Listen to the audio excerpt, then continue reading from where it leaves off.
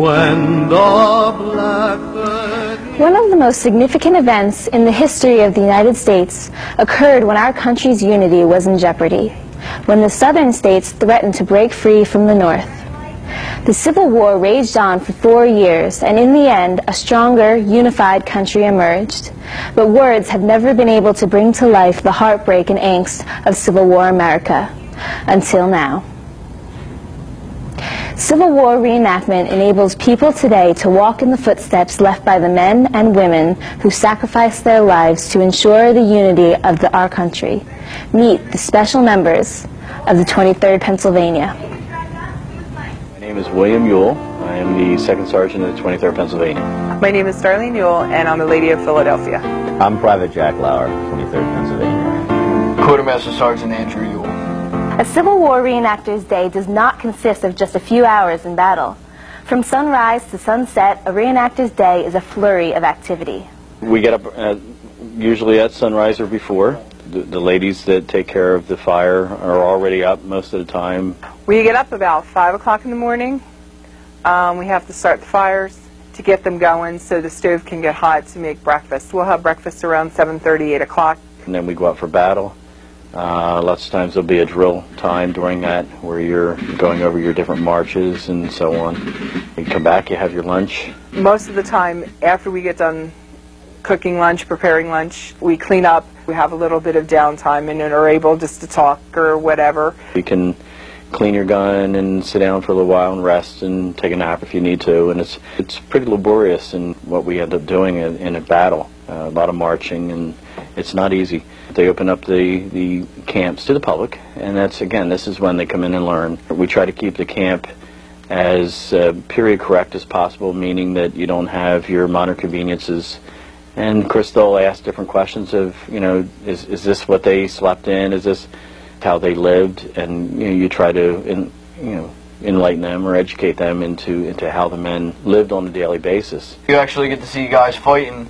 They get up as close as 50 yards away from cannons, from us firing, from cavalry. And then in the evening, usually you have another battle. And they'll have different time periods. Tacticals. Tacticals, skirmishes. Tacticals, you go out and it's basically hide and seek, if you want to say. The battles are more fixed, you know, you're going to lose today, they're going to win today. It's but actual battle. Tacticals is you go out, your little companies or your little skirmish people, your main objective is to outflank and outplay, basically, and outlast the South. When you're reenacting and the day's done, you don't have TV, which is nice.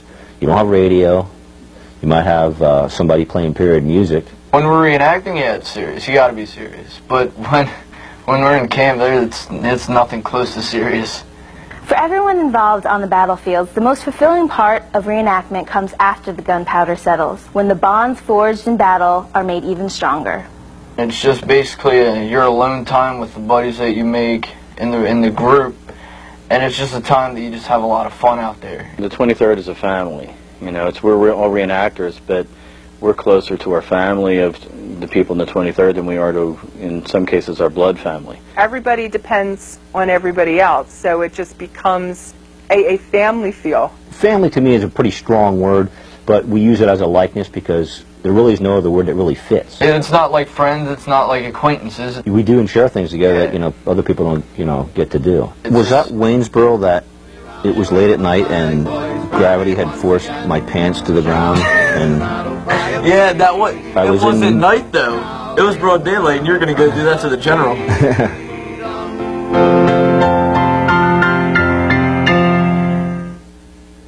Civil War reenactment mixes fun, learning, and family in a unique way.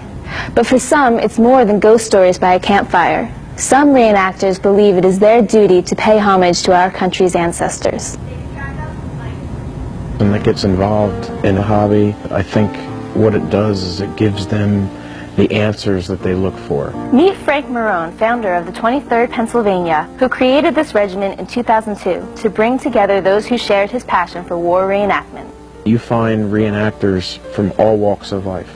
Police officers, truck drivers, college students, kids that are still growing up under their parents' roof, retirees, Secret Servicemen. This hobby brings a lot of personal satisfaction What I get out of the hobby is I get a personal satisfaction that I am walking in the footsteps of men who went 140 years before me. And even though I'll never get to the exact spot and in the exact situation, I can kind of relive that time period, that period of simplicity. The descendants of the Civil War appreciate the honor bestowed upon their ancestors from the spectators and the reenactors. We at the 23rd Pennsylvania get an amazing response from descendants of soldiers who were in the 23rd Pennsylvania.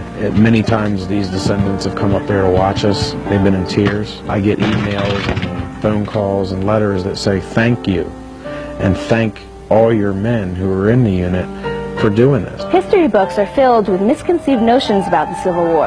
Reenactors feel it is their duty to teach the public what the books are not saying. The American Civil War is probably the first misunderstood war, simply because there is no one that lives today that was alive back then. There's been a lot of misconceptions. There's been a lot of things taught in schools and universities that are more politically driven, one of them being the fact that the Civil War was over slavery. It's much more important to live the Civil War through these reenactments than it would be to read them in a book. There's a difference between dry text in a book and then actually standing at a place in Gettysburg, on or near the battlefield where these events actually took place. It's so much more, it comes so much more alive to you being there. You are there. You are holding the exact replica weapon. You are wearing the actual uniform and not just reading about that uniform. And until you have done that, you really don't understand. You really can't understand what this war and this time period were all about. And that's the simple reason that you can find across this country 45,000 people who this day are considered Civil War reenactors, and why they will give out of their time and their vacations, even family time, doing this hobby, because it's something they can do with their families. And so it is part of a vacation, yet they're getting the reward out of it.